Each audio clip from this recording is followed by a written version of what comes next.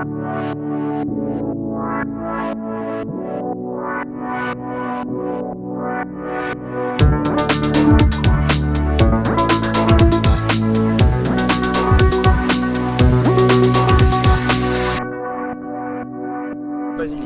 j'ai pas de déglacé aujourd'hui.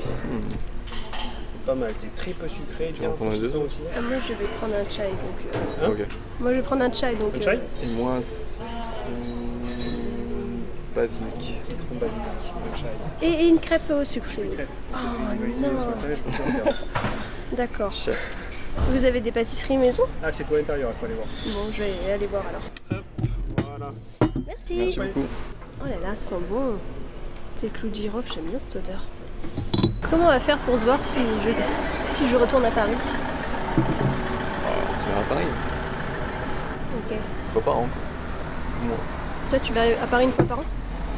Moins sans doute, mais l'année dernière j'y suis allé, je pense que j'irai peut-être en octobre. Là. Mais si tu es invité? Par toi? Bah par exemple, oui. Oui, oui. J'ai une question en lien avec ce que je viens de te dire. Est-ce que tu penses que la distance géographique peut influencer une amitié? Oui. Est-ce que tu peux développer? Oui, je pense que le dicton loin des yeux, loin du cœur, ça compte aussi pour les amis, quoi. Ok. Est-ce que tu sais qui a dit ça? Loin des yeux, loin du cœur? Je sais pas. Moi non plus. Et ouais. C'est pour ça que j'ai dit un dicton, hein. J'ai pas dit une citation. Bah ouais. Un Et dicton populaire, quoi. tu te sens attaqué? Non, je dis juste non, je sais pas qui c'est. Pour moi, c'est même pas une citation de quelqu'un, c'est juste. C'est sans doute quelqu'un qui l'a dit On va un encore jour. me dire que les gens avec qui je parle ont une belle voix. Donc je précise que c'est encore la même personne, c'est encore Thomas. C'est toujours, oui.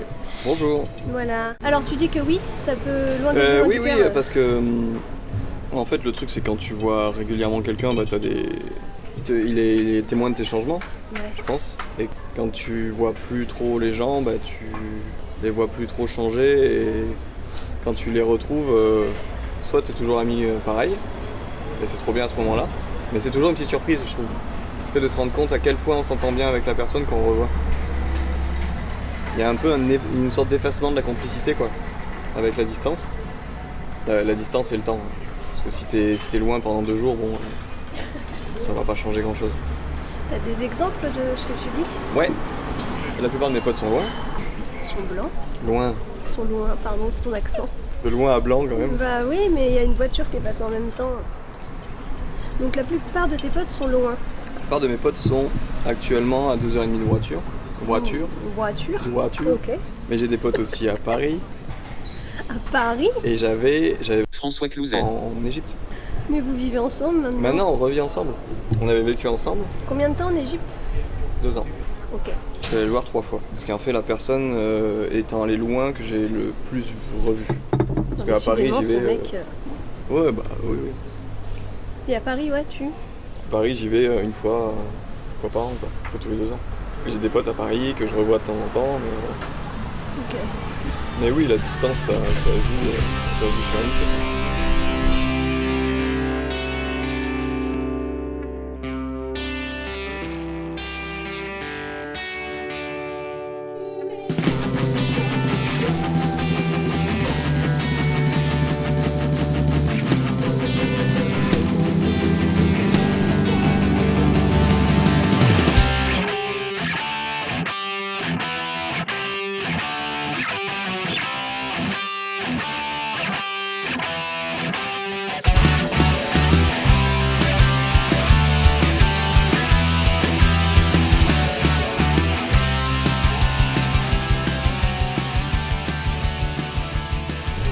Est-ce que quand on est proche physiquement de quelqu'un, est-ce qu'on le voit plus souvent?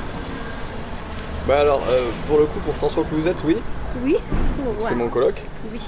Non, pas forcément. Mais si c'est ton ami, oui. A priori. En fait, c'est plus tout ce qui est occasionnel non prévu. Tu vois, moi, je suis encore sur le groupe d'amis de Facebook. Et je passe mon temps à faire parce qu'ils font ça vous dit on va au ciné, ça vous dit on va boire un verre, Il y en a plein qui disent non, tu vois. Mais il y a forcément des moments où ils vont se retrouver quand même.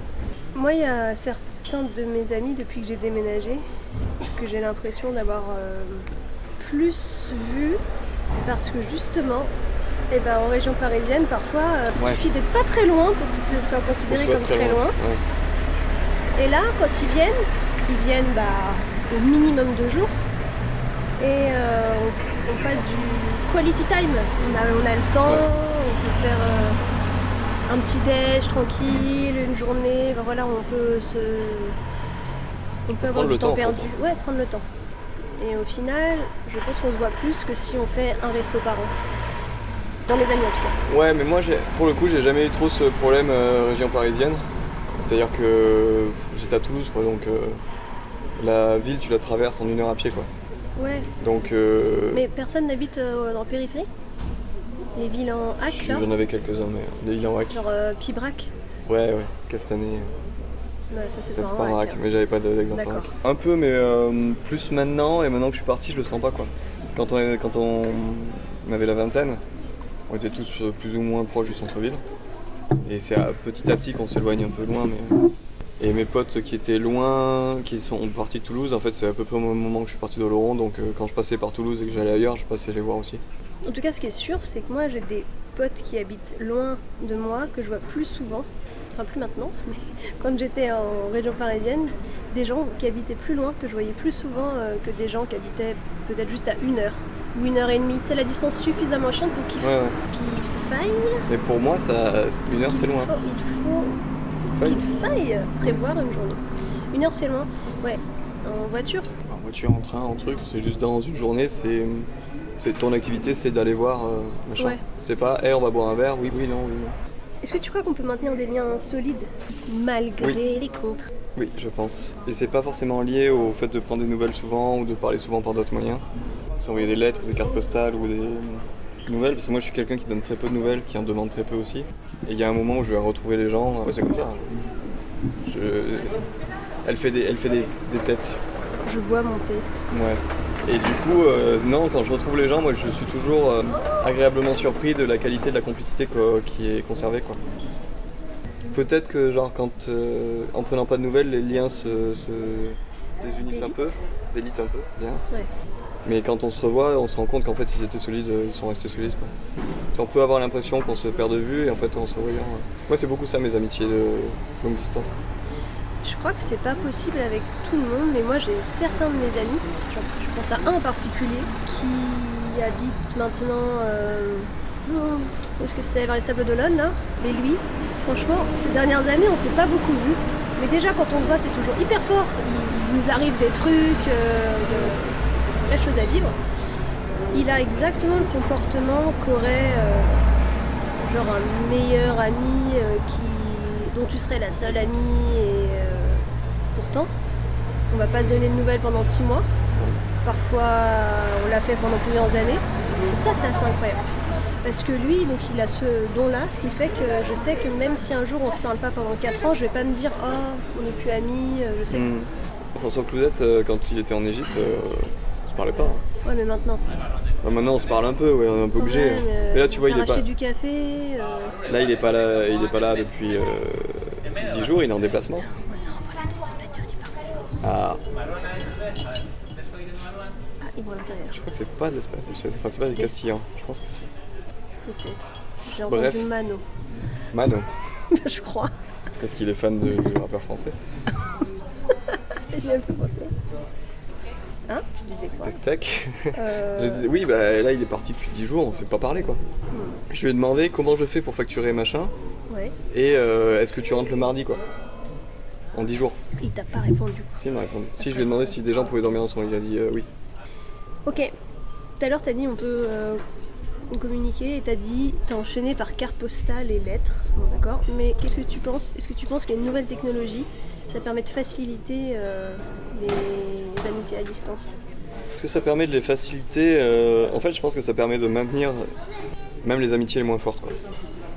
Je pense qu'une amitié forte n'a pas besoin de nouvelles technologies pour se maintenir ou être aidée à être maintenue. Oups, j'ai un peu galéré, mais... Tu veux recommencer?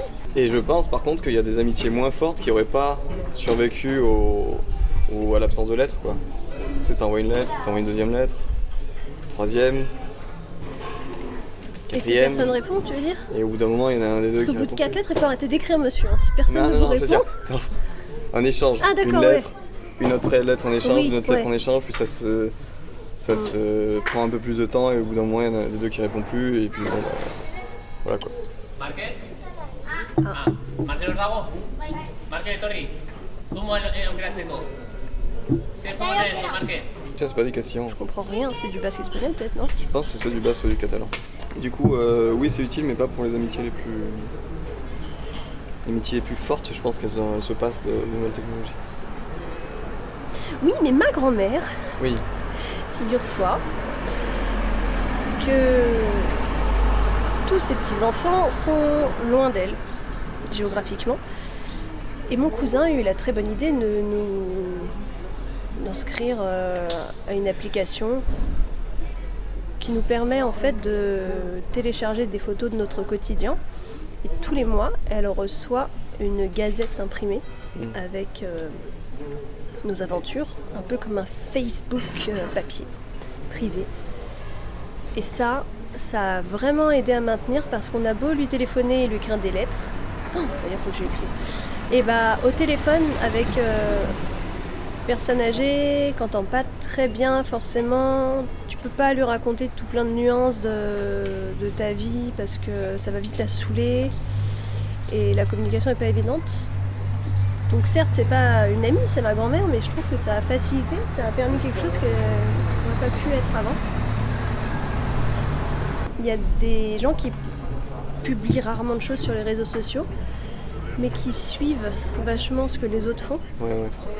Et ça, moi je pense que ça ralentit le fait de prendre des nouvelles. Parce que parfois quand je les ai au téléphone, ils me disent oui, je sais que tu vas bien, parce que j'ai vu ci, j'ai vu ça. Et je me dis ouais, donc en fait si t'avais pas vu ça, peut-être qu'on se serait plus appelé. Tu aurais voulu savoir ce que je devenais, et là tu le sais parce que t'es tenu à jour, sauf que moi je sais pas, tu commentes pas. Donc je sais pas que t'existes, enfin je sais que t'existes, mais tu vois, je sais pas que tu suis ma vie, et en plus je suis pas la tienne. Ouais, je sais pas, j'ai pas ce rapport-là du tout, ni au réseau, ni aux amis, quoi. Mais tu crois pas qu'il faut un équilibre dans la quantité de nouvelles qu'on reçoit l'un de l'autre? Je suis pas forcément le bon exemple, moi j'ai pas vraiment... Moi les nouvelles que j'ai des gens, c'est je me marie, j'ai un bébé et je suis décédé, tu vois. Je divorce? Non, ils te disent pas? Pour l'instant, il n'y a pas eu de divorce. Waouh, c'est vrai? Parce que les jeune. mariages sont tout nouveaux. Waouh! Non mais du coup, tu vois, ce côté, les nouvelles, d'autres formes de prise de nouvelles et tout, moi c'est vraiment pas... Moi je prends pas de nouvelles, quoi. Ouais. Et si tu retournes à Paris et que je prends pas de tes nouvelles, faut pas le prendre mal. Hein, non, mais moi je prendrais sûrement de tes nouvelles. Après, je suis pas quelqu'un qui aime passer des coups de téléphone, mais ça s'est développé depuis que je me suis éloignée de mes amis. Je me suis mis à les appeler et à passer des heures au téléphone. Genre. On est passé de tout à rien, de rien à tout plutôt. Moi je déteste ce truc. Mais on peut s'appeler sur Discord, monsieur. Mais quelle est la différence? J'ai un casque et... Et t'as pas de kit manip Non, au téléphone? Moi je trouve qu'une nouvelle technologie ça facilite et en même temps ça peut biaiser un peu le rapport. Alors j'ai un truc à ajouter parce qu'en fait Bastien donc qui pour le coup est une personnalité publique maintenant. Ah oui, ton ami. Mon ami réalisateur. Le super bourré. Le super bourré, ouais. Au cinéma le 30 août. Dans toutes les salles. Donc pas dans tous les bons cinémas. Oui, dans tous les bons cinémas. Donc Bastien, comment déjà? Millot. Bastien Millot, c'est un type qui est comme moi, donc on prend pas de nouvelles l'un de l'autre. Et il se trouve aussi qu'en plus il a ce côté un peu ours qui fait que même quand je passe à Paris, je suis pas sûr de le voir. Il est à Paris. Mais on s'est revus, on est toujours content de se revoir, c'est très cool. On s'est revus il y a un an, on s'est revus du coup à son avant-première là. On va se revoir j'imagine à Toulouse. À Toulouse ça va être un peu plus compliqué parce qu'il y aura plein de gens. Je te vois bailler, c'est une très longue introduction pour dire très peu de choses. C'est qu'en fait on s'est fait la même réflexion. Ouais. C'est que notre façon de garder le lien avec des gens au quotidien, un peu entre guillemets, pas quotidien mais régulièrement, c'est le jeu vidéo. C'est le jeu vidéo en ligne. Et en fait on s'est dit on va se trouver un jeu à jouer en commun et comme ça on va rester en contact. Quoi. Vous jouez à quoi? Et là on joue à Tribes of Midgard. Tribes de quoi? Tribes Tribes of Midgard, les tribus de Midgard. Et on ça joue vous un jeu. rapproche? Ça nous rapproche, non, c'est juste que ça vous maintient? En fait ça nous fait nous prendre des nouvelles l'un de l'autre parce qu'on se retrouve à jouer ensemble au même truc. Mais du coup le jeu devient prétexte quoi. Comment tu ferais la distinction? Oh non. Elle a mal dit. Comment ferais-tu la distinction entre une amitié superficielle maintenue à distance et une amitié vraie, véritable, à travers la distance. Ouais, c'est... Alors attends, du coup, je vais essayer de pas faire ce truc que je fais tout le temps, c'est-à-dire de dire c'est compliqué pour moi d'imaginer. Ouais. Parce que c'est pas comme ça que je fais moi. Mais comment tu fais la distinction? Je pense que sans se revoir, avant de se revoir. Ou pourquoi pas? Peut-être que c'est en se revoyant que l'on le sait. Pour moi, en se revoyant, c'est un peu sûr. Parce que bah, t'as une complicité. Après une amitié superficielle. Qu'est-ce que c'est déjà?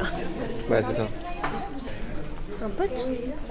Je pense qu'en fait, tu vas le sentir au moment où tu prends des nouvelles, où tu le fais, où tu te sens vraiment obligé, quoi.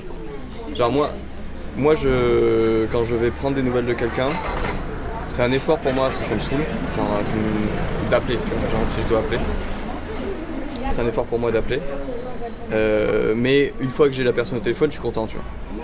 Et des fois, si on prend l'exemple des gens dont je prends des nouvelles, où je sais que c'est vraiment un effort pour moi et je m'en fous un peu au final, quoi. C'est plus pour dire j'ai pris des nouvelles. Je pense pas forcément des amis, plus de la famille. Ah ouais, moi je pense que c'est au moment où on essaye de se voir et que l'autre il fait pas du tout d'effort.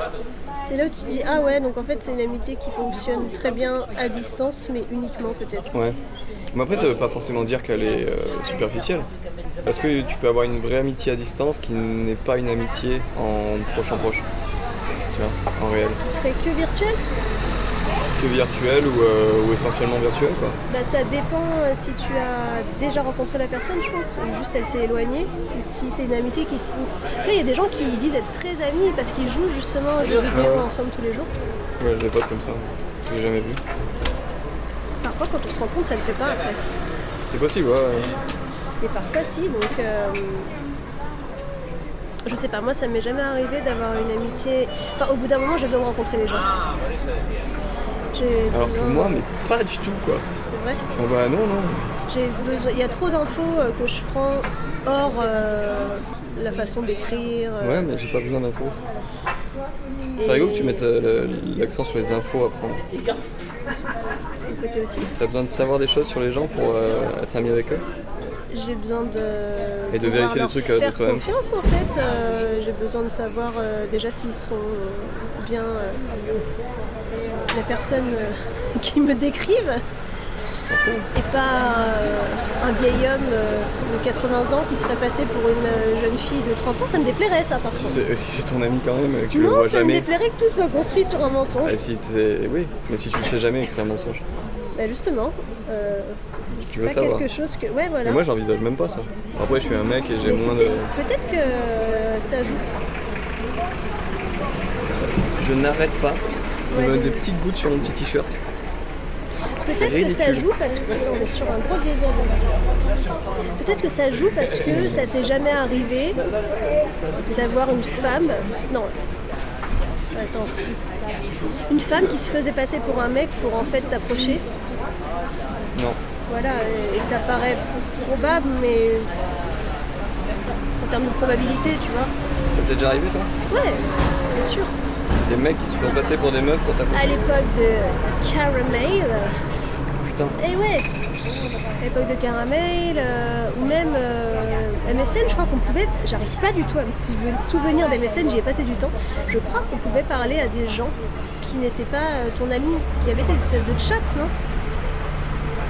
Je réfléchis. T'étais trop petit peut-être. Pour Caramel, oui, pour MSN, moins. C'est trop bizarre, Non, j'ai je vraiment pense- un trou. Je pense que des chats comme ça, tu le faisais pas, c'était vraiment que d'amis en ami ou de contact en contact. Après, les contacts devaient tourner sur Skyblog et des trucs comme ça. Mais il fallait ajouter et accepter, je me rappelle pas de ça. Je sais pas. C'est trop bizarre parce que j'ai passé plus de temps que sur Caramel et autres, mais c'est un gros trou. Je me rappelle juste qu'on pouvait whizzer les gens, Oui, bah, c'est ça devenait insupportable. Qu'on pouvait s'engueuler avec son crush, son flirt, en mettant plein d'émojis qui pleurent quand tu pleurais. Emoji fâché, quand t'étais fâché, c'est là où ça a commencé parce qu'il n'y avait pas d'émoji sur le téléphone. Ah oui. On les dessinait.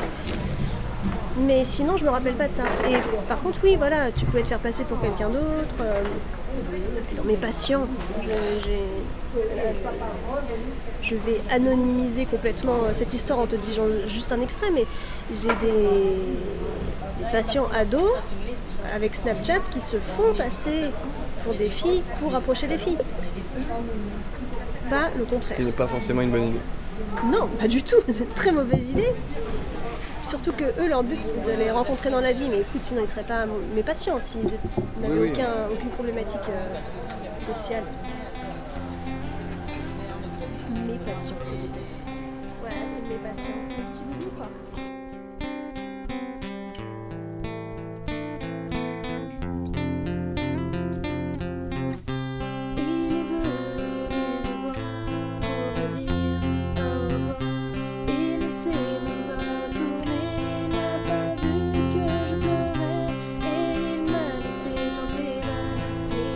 Imagine, t'es ami avec un mec genre Thomas Pesquet, D'accord. enfin un astronaute, et il part dans les étoiles pour faire sa mission. Quoi? Non, vas-y, Tu dans m'en les fous étoiles, oui. Non, dans les étoiles. C'est un astronaute, quoi, c'est son taf. Et du coup, cette mission, je sais pas, c'est d'aller chercher une planète archi loin, il n'y a pas de retour. Ah oui, d'accord, ok. Ok, oui, d'accord.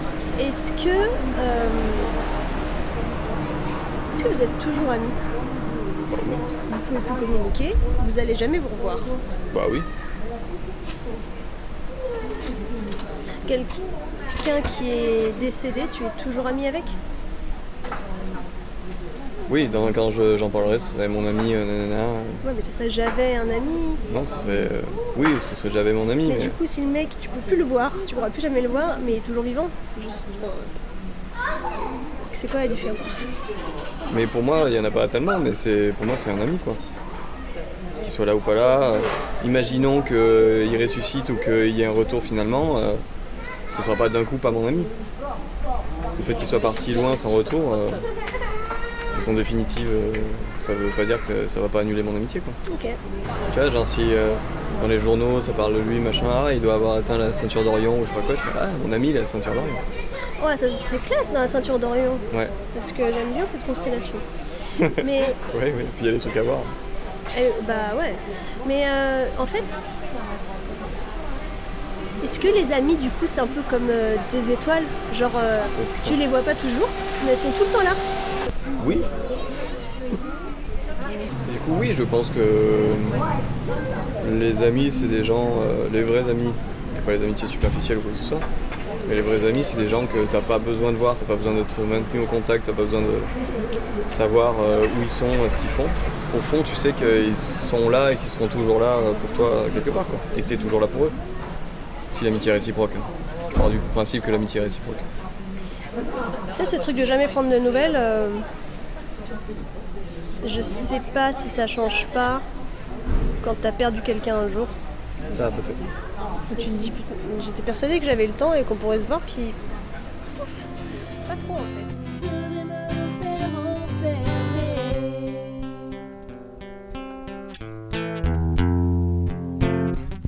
Ce qui m'a fait le plus mal, c'est que dans tes yeux, j'ai fini par plonger. Bien sûr, j'ai coulé.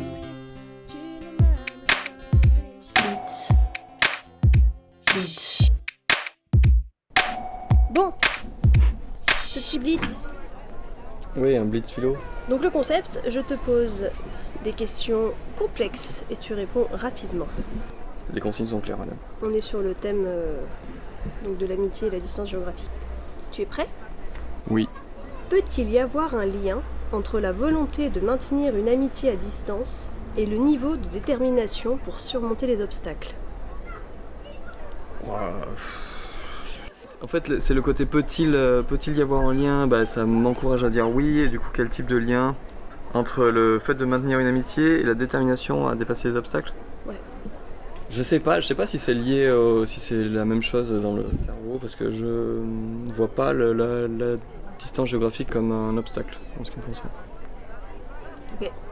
Comment penses-tu que tes amis perçoivent la distance entre vous? Je sais pas. Par exemple, François Attends, je suis en train de trop Clouzette. réfléchir.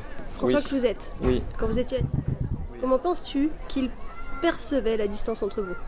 Je pense qu'on est assez similaires, je pense que mes amis sont assez similaires à moi dans l'absolu, je pense que la distance entre nous est pas tellement grave et qu'en fait ce qui compte c'est que quand on se retrouve on soit aussi complices et aussi content de se voir.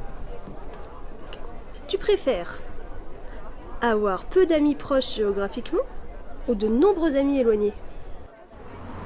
Avec le même niveau d'amitié. Hein. Dans l'absolu. Ouais, tu préfères avoir De deux amis nombreux qui amis près de éloignés. toi ou plein d'amis loin? Ouais mais c'est les mêmes quand tu sais pas des très très bons amis et plein de Non, bons non, amis, non. c'est le même Voilà. niveau d'amitié, je préfère en avoir plein loin. Plein loin? Ça me fait plein d'excuses pour aller voyager à plein d'endroits. Il faut des excuses? Ok. Non mais attends, mais tu fais quoi là? En Tu quoi? fais un exercice difficile et en plus tu juges? Pas du tout. En quoi la distance géographique peut-elle mettre en lumière des aspects de ton amitié que tu n'aurais pas remarqué autrement? Pourquoi ça mettrait forcément en lumière des trucs? Est-ce que ça met en lumière des trucs? Non, j'en sais rien. T'es la même personne, t'es la même amie, t'es la même. Tu es le même ami de loin ou de près? Tu as le même comportement? Bah, je pense, ouais. Bah, prox, j'en sais rien. Non, mais ça me. Même comportement. À part le fait de moins se voir occasionnellement, je vois pas trop ce que ça change. Là, ça pourrait mettre en lumière le fait que tu es persévérant alors que peut-être tu l'ignorais avant de pouvoir avoir la preuve qu'en fait tu es quelqu'un qui va persévérer dans quelque chose ou que tu pensais... Mais pourquoi? Je vois pas le rapport avec l'amitié. Mais si, persévérer le dans fait quoi? que ce soit à distance et que tu t'entêtes à continuer par exemple, c'est un exemple, toi tu fais pas ça. Oui. Mais si tu étais quelqu'un qui se mettait à écrire, découvrir que tu es capable de ça. Alors que tu n'aurais jamais pu voir ça avant sans être dans la situation. Mais ça m'a fait découvrir que j'ai besoin d'un prétexte pour voyager. Exactement. Quels pourraient être les problèmes ou limites d'une amitié qui doit être maintenue principalement à distance? C'est pas forcément un problème, la distance, c'est la façon dont c'est maintenu qui peut être un problème ou qui peut être un problème ou une limite.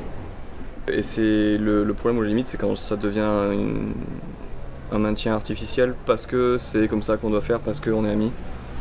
Alors que je préfère vraiment les amitiés qui sont pas maintenues et qu'en fait, soit on se revoit plus et c'est pas grave, c'est comme ça, c'est fini.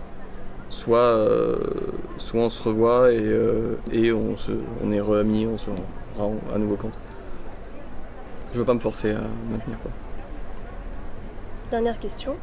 Peux-tu envisager des objections à l'idée que la distance peut enrichir une amitié plutôt que la fragiliser? Peux-tu émettre des objections? Peux-tu envisager des objections à l'idée que la distance peut enrichir une amitié plutôt que la fragiliser? Là, l'exercice c'est de te mettre dans la peau de quelqu'un qui défendrait ce point de vue. Je pense qu'en fait la proximité physique fait que tu vas voir souvent des gens que tu n'as pas forcément envie de voir, c'est peut-être plus une habitude, peut-être plus qui fait partie d'un groupe. Alors que si tu es à distance de la personne et que tu continues à la voir quand l'occasion se présente ou à prendre des nouvelles parce que c'est ton mode de fonctionnement, ça prouve une certaine amitié. Là où la proximité en fait c'était juste une habitude, ça peut être juste une amitié superficielle et beaucoup plus facile je pense, proche que à distance.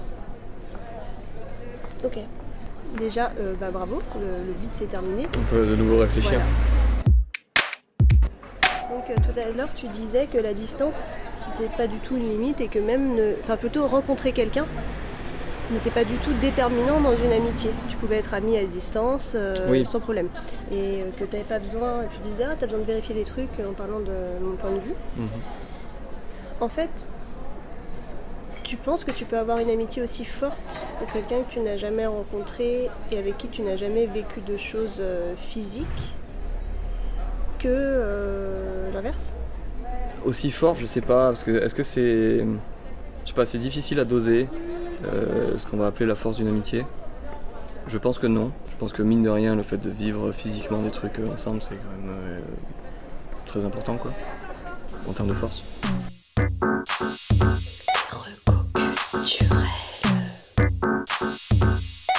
Les recos culturels. Est-ce que tu as réfléchi à une reco culturelle? Est-ce que tu veux commencer? Parce que moi, j'ai réfléchi. Bah alors, j'avais pas réfléchi, mais du coup, J'ai réfléchi. J'ai réfléchi. J'avais pas réfléchi avant de venir, puis je me suis dit, ah, quand même, ça m'intéresse. Donc moi, ce serait Brothers, le roman dont je te parlais, du gars qui a écrit Le Vendeur de sang aussi. Chinois, Ouais. c'est de Yu Ha. T'as appris du coup le nom de l'auteur? Ouais, j'ai pas appris, je l'ai Est-ce que ça se retrouvé. prononce comme ça? Je sais pas. On ne sait pas. Je pense que ça se prononce à peu près comme ça. D'accord. Du peu que je sais de la prononciation des Ça trucs. s'écrit comment? Yu, YU, Ouais. et Ha, HUA. Ok. Du coup, Brothers, c'est un roman fleuve. C'est un roman qui suit la vie de deux demi-frères qui traversent en gros la Chine pré-communisme, l'arrivée du communisme et la suite. Et l'enrichissement d'un des deux, dans une ville de province chinoise. C'est très. Le ton est très léger et de temps en temps on se prend des gros taquets de réalité trop triste dans la tronche. Et c'est très. Un peu éprouvant à lire parce que on s'attache vachement au personnage et on prend des grosses claques. Et en même temps très, très sympa, très léger, très agréable. Et ça change vraiment de la littérature française ou occidentale, quoi. Et en même temps pas tant que ça, on se retrouve. Enfin, c'est marrant. Ça change? Bah, plein au niveau stylistique déjà. Ouais. Et a priori c'est pas juste de la traduction un peu bancale, c'est vraiment. Il y a un côté très cyclique qui est sur les phrases, qui est assez intéressant. Et très facile à lire quand même. Et après, je sais pas, sur l'appréhension du monde peut-être. Puisque tu as lu ce roman chinois et en plus tu m'as dit que tu avais lu un autre roman de cet auteur, est-ce que tu confirmes ce que j'ai déjà entendu sur la littérature chinoise? Est-ce que tu as ressenti un sexisme particulier? Ou si c'est pas directement, est-ce qu'il y a des femmes qui ont un rôle important dans ces livres? Parce que c'est un reproche que j'entends souvent et moi j'ai lu qu'un seul livre chinois. Ou c'est le cas d'ailleurs. Oui, c'est le sexisme. Un effacement de des femmes, un peu comme dans le cinéma, tu sais, avant. Maintenant c'est trop dans l'autre sens peut-être, mais j'en sais rien pour le trop. Mais ça a changé en tout cas. Ouais, mais je vois. Enfin, pour moi, c'est pas chinois quoi. Genre, c'est un procès qu'on peut faire à peu près toute la littérature jusqu'à récemment quoi. Il est récent ou pas, toi, le Ça livre? doit être les années 2000, 2004, un truc Ok. comme ça. Peut-être plus récent. Mais... Et je pense pas que ce soit le plus sexiste des auteurs chinois s'ils sont réputés pour ça. Après. C'est pas les auteurs chinois, c'est la culture chinoise. Du coup, c'est pas tellement la littérature, c'est que ça Ouais, ok. ressort dans la littérature. Bah ça ressort un peu, mais j'ai pas eu l'impression que c'était beaucoup plus le cas que dans d'autres lectures Ouais. françaises quoi. Il y a des Et du coup, personnages féminins qui sont complexes. voilà, pour parler de complexe un peu, mais Autre que la mère, bah, c'est la mère. La meuf, bah, c'est la meuf, tu vois.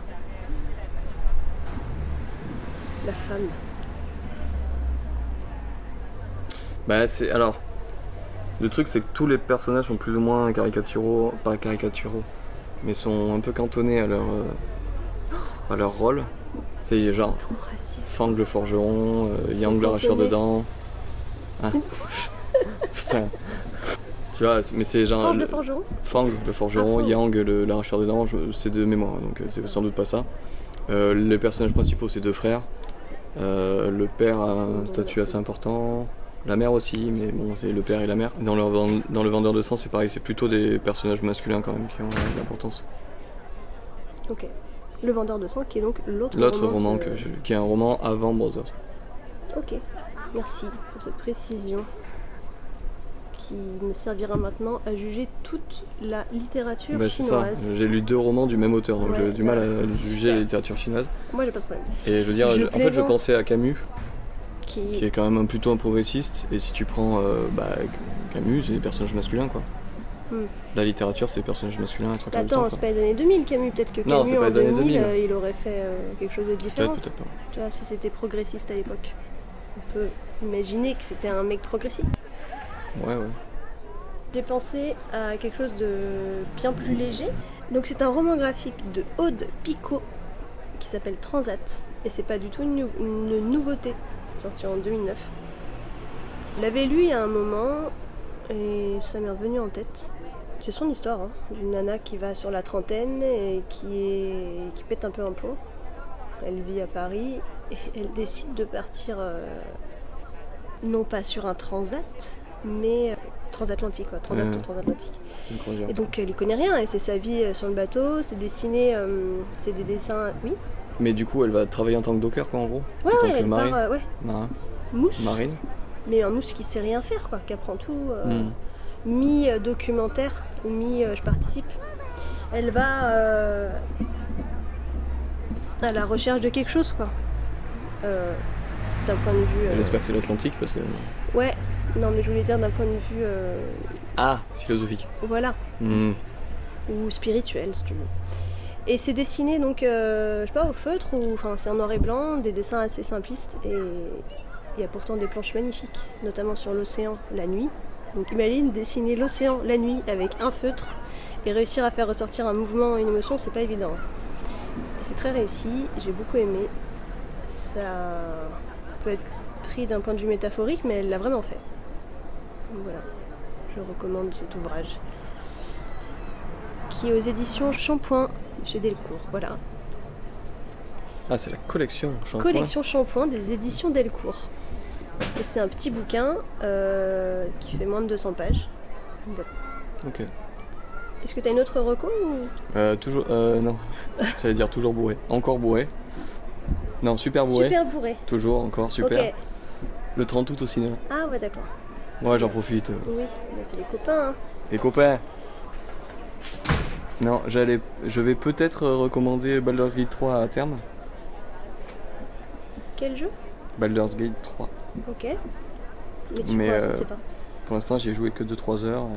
Je suis encore dubitatif. Quoi? Je suis encore dubitatif. Oh, j'ai pas du tout entendu ça, mais je vais pas répéter ce que j'ai entendu. Oui, c'est Je ce que le dirai j'ai vu hors, ton regard. Ok. Alors, est-ce que tu as une musique du moment, une musique que tu écoutes en ce moment? Alors, c'est rigolo, parce que tu m'as dit ça tout à l'heure. En fait, tu sais, sur j'ai YouTube Music, plutôt que Deezer ou Spotify, peu importe. Et il y a des playlists genre découvrir tel artiste. Du coup, ça m'a suggéré des trucs et j'ai vu découvrir les Ramones, bon, je le connais. Découvrir les Clash, je le connais. Et puis j'ai passé, un des suivants, c'était Sonic Youth. Oui. Youth. Je sais pas comment ça se prononce. Youth. Youth. Jeunesse. Youth. Sonic Youth. Et du coup, j'écoute Sonic Youth. J'ai réécouté les Beatles un peu aussi. Alors attention, c'est pas une chanson. Ah, une chanson? Oui. Je dirais Sober de Tool, c'est le truc que j'écoute tout le temps. Sober de Tool, pourquoi t'aimes bien cette chanson? Pourquoi j'aime bien cette chanson? Parce que j'aime bien Tool déjà. Que c'est celle dont j'arrive à me souvenir du nom. C'est pas forcément celle que j'écoute le plus, mais c'est celle dont je me souviens le mieux du nom. Parce que y a une performance live où le mec est complètement habité, elle est incroyable. Et les paroles que j'arrive à capter, parce que j'ai beaucoup de mal à écouter et à comprendre l'anglais en chanson, mais ce que j'arrive à capter c'est Why can't we all be sober? Ce qui serait pourquoi est-ce qu'on peut pas tous être sobre, en gros. Et effectivement, pourquoi est-ce qu'on peut pas juste se contenter de la sobriété? Pourquoi on s'enivre de trucs et de machins pour essayer de sortir de trucs. Et apparemment, parce que ça c'est une anecdote qui m'a été rapportée, le chanteur de Tool n'arrive pas à écrire de chansons sobres. Il n'est pas sous. Ouais. Enivrez-vous, hein. De vertu, de vin ou de poésie à votre guise. Mais avec modération. Ouais, c'est pas dans le poème ça. Bah, moi c'est le mien, figure-toi. Ça fait partie de mes combats. Bah je sais. Et du coup c'est intéressant parce que moi aussi c'est un truc je sais qui est problématique chez moi, mon rapport à la sobriété et à l'alcool. Et du coup c'est une chanson qui me parle quoi. Ok, bah moi ma chanson c'est Attention t'es prêt, c'est en italien. Parce que je suis complètement obsessionnelle de l'Italie ces derniers temps. Ouais, depuis à peu près 500 jours maintenant. Depuis 573 jours sur Duolingo. J'ai dit 500 en me disant, ah c'est peut-être un peu trop. Eh non, t'as 573, bientôt 200. Et comme je veux pas m'intéresser que aux pizzas et aux lasagnes et aux Italiens, je m'intéresse à la culture. Et donc la dernière fois je t'ai parlé d'une BD. Cerveau calcaire. Oui, et bien ce jeune homme, cet homme a également fait une série animée de 2 de ses œuvres. Donc c'est 2 saisons mais qui ne se suivent pas du tout. Et dans la bande originale, comme je voulais écouter un peu des musiques italiennes, parce que c'est comme ça que j'ai appris l'anglais avec la musique. Tu vois, je me suis dit, je vais écouter un peu des musiques italiennes. Dans la bande originale, il y a une chanson qui s'appelle comme la deuxième saison, c'est-à-dire Questo mondo non mi renderà cattivo, qui veut dire à peu près ce monde ne me rendra pas méchant. Ok. L'artiste c'est Pat. Il est agriculteur et Pat, P-A-T-H. il y a eu un incendie. Non, pourquoi tu dis ça? Non, On ça va me pas parle. Méchant. Mais Ah je trouve que c'est un très bon titre. oui, bah écoute, à voir. Non. Mieux en italien du coup parce qu'il n'y a pas le jeu de mots Oui, pourri. j'aime cette chanson déjà parce que c'est une chanson folk avec un mec avec une voix bien crado comme j'aime bien. Au-delà de ça, cette phrase, elle me hante parce que c'est vraiment quelque chose contre laquelle je lutte. Le fait de... que je trouve que on revient sur les bisounours, mais la méchanceté c'est la Mais facilité. ce qu'on disait C'est la dans facilité. l'épisode. Et qu'il y a plein de trucs qui au quotidien pourraient me conduire à devenir méchante, sexiste, raciste, tout un tas de choses. Et en fait je lutte contre. C'est pas évident en fait de se rappeler que les gens sont des individus et que dans individualité il y a individu et que donc chaque histoire est différente et qu'il faut prendre le temps de se connaître. Et ici, dans cette région, je suis très ramenée à ma région d'origine qui n'a pas d'identité et dans laquelle, mais ici il y a une identité et donc du coup on me taxe, on me fait porter tout un tas de choses, j'avais pas du tout l'habitude. Parce qu'en fait, en banlieue à Paris, on n'est pas très unis, c'est pas... À part quand il s'agit de football où là les gens peuvent s'unir. 93 c'est la Champions League. Ouais, ça c'est du MHD. Ouais, alors ça 9-2, c'est... c'est la Champions League, Attention, 9-3, c'est la ouais, Champions non mais League. j'avais la ref. Ah, t'avais la ref? Putain. Mais je suis pas prête, tu vois. Oh. Donc ici je lutte pour ne pas devenir cette parisienne dont on me parle en fait, celle qui parle des provinciaux. Parce que ça donne envie. Et ce serait méchant. Et donc ce monde ne me rendra pas méchante. Donc j'aime bien cette chanson et je la C'est une très recommande. belle phrase. Voilà. Tu me le redis en italien? Questo mondo non mi renderà cattivo. De Pat. Mais ça s'écrit comme path en anglais. P-A-T-H. Ok.